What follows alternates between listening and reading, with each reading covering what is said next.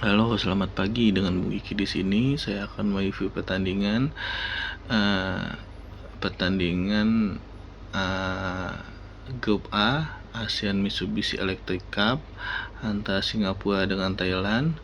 Pada pertandingan semalam, Singapura menggunakan formasi 4-2-1-3, sedangkan Thailand menggunakan formasi 4-1-4-1.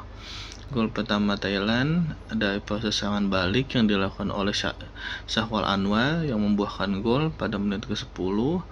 Lalu setelah gol tersebut, pemain Thailand berusaha mengejar ketertinggalan mereka dengan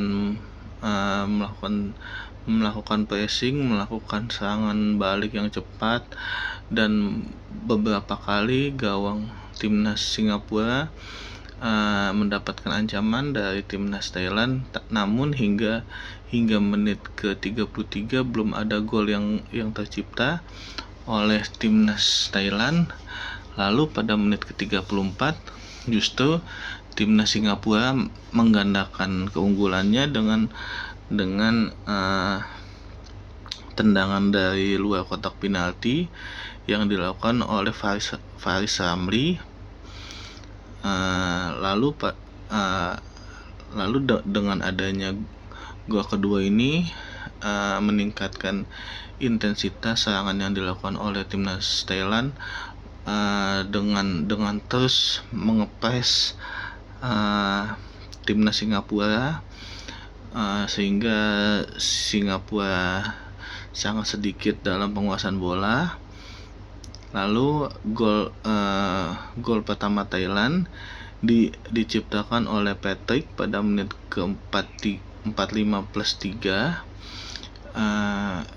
Kedudukan tersebut bertahan hingga babak pertama selesai dengan skor 2-1.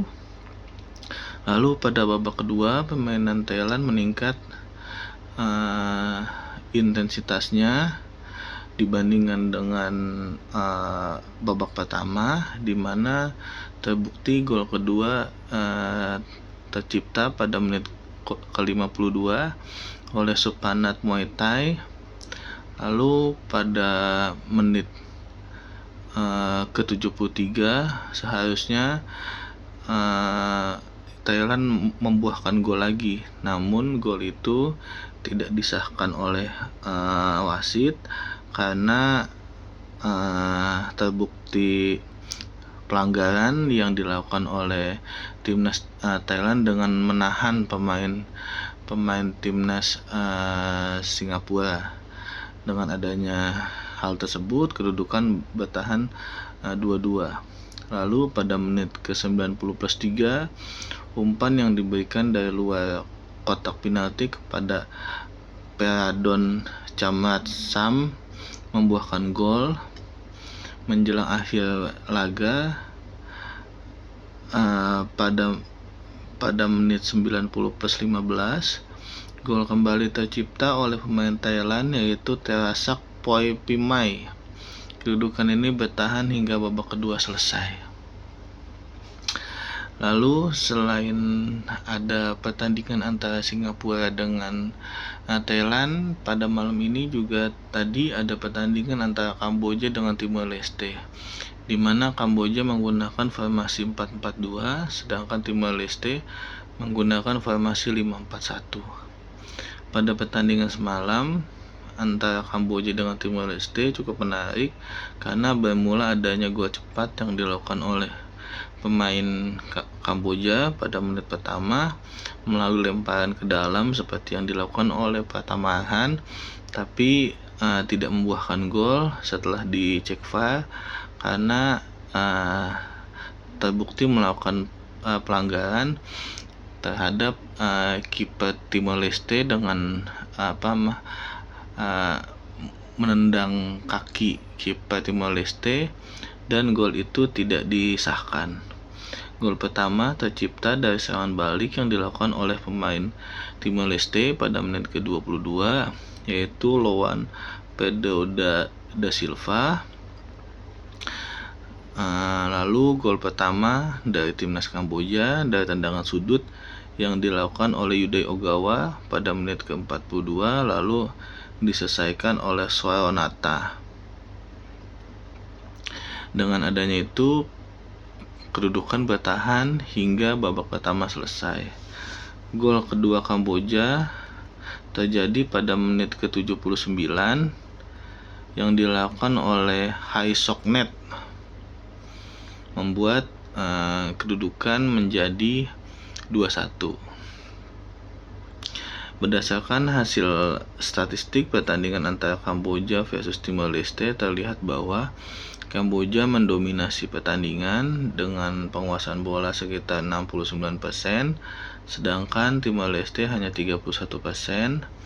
Lalu tembakan yang dilakukan oleh timnas Kamboja sebanyak 16 kali dan yang on target hanya 8 kali.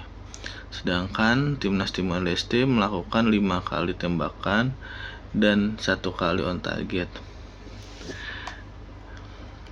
Lalu dari pelanggaran, timnas Kamboja melakukan 10 kali pelanggaran dan membuahkan 2 kartu kuning, sedangkan Timor Leste melakukan 12 kali pelanggaran dan membuahkan 2 kartu kuning juga. Dengan adanya hasil 2 pertandingan ini membuat Thailand berada di posisi pertama dengan 9 poin, lalu disusul oleh Singapura dengan 6 poin, lalu di posisi ketiga ada Kamboja dengan 4 poin. Lalu di posisi keempat ada Malaysia juga dengan 4 poin, dan di posisi terakhir ada Timor Leste dengan 0 poin. Nah, dengan adanya pertandingan semalam bisa dipastikan yang akan lolos atau yang kemungkinan besar akan lolos ke semifinal dari grup A adalah Thailand dengan Singapura.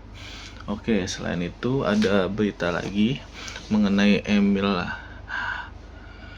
Audero yang dimana dia tertarik untuk menjadi bagian dari timnas Indonesia, dan itu sudah disampaikan kepada Pak Erick Thohir berdasarkan wawancara yang dilakukan oleh orang Indonesia yang bertemu dengan Emil.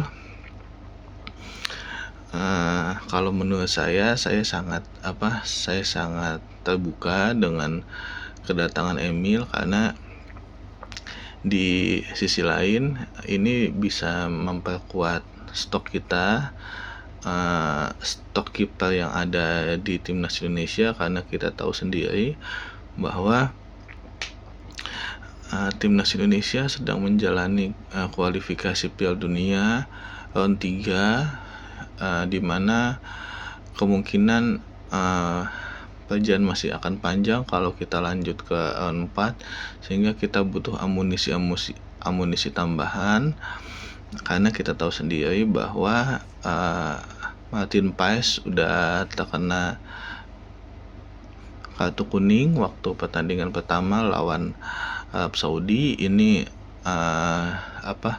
justru menjadi suatu amunisi tambahan apabila Emil gabung dengan kita bisa menambahkan stok kiper gitu. Nah, terlepas dari itu ada kontra misalkan dari orang tua Emil yang tidak setuju dulu dengan anaknya gabung ke timnas. Ya mungkin orang tua mana yang yang ingin anaknya tidak berkembang. Pasti anaknya setiap orang tua kan menginginkan supaya anaknya itu bisa jauh berkembang. Kalau kita melihat timnas dulu kan, timnas orang tuanya mungkin masih melihat bahwa timnas bukan timnas waktu zaman Iwan Bule atau Erick Thohir. Bayangan dia adalah waktu zaman kegelapan yang dimana ada sanksi FIFA. Mungkin itu karena perkembangan sepak bola Indonesia sebelum zaman Iwan Bule dan Pak Erick Thohir ini kan sempat meredup gitu. Udah banyak yang malas nonton timnas. Namun semenjak adanya Iwan Bule, Erick Thohir itu merubah segalanya. Nah, ini menjadi poin penting. Mungkin kalau misalkan sekarang ayahnya sudah setuju dengan gabung dengan timnas, Emil pun setuju. Kita sama-sama sebagai fans, kita harus mampu menurunkan ego supaya timnas Indonesia itu mampu bisa berkembang lagi, mampu lebih baik lagi di kancah dunia internasional, sehingga kita bisa mendapatkan prestasi yang jauh lebih baik dibandingkan sebelumnya. Dan jangan lupa dengan adanya pemain diaspora ini, kita juga harus tetap memperhatikan pembinaan di usia dini, karena ini hal yang sangat penting bagi timnas Indonesia, karena ketika pembibitannya baik, regenerasinya baik, nanti justru akan menghasilkan timnas yang baik. Nah, ini yang harus dilakukan oleh PSSI dan jajarannya. Oleh sebab itu saya selalu mendukung apa yang dilakukan oleh PSSI. Jika Emil gabung, itu merupakan suatu keuntungan buat kita. Jikalau tidak, juga kita sudah memiliki kiper Martin Paes yang bisa menjaga gawang kita, dan kiper lokal kita juga sudah lumayan bagus. Ada Hernando, ada Nadeo, itu sudah cukup. Oke, cukup sekian dari saya. Salam sepak bola.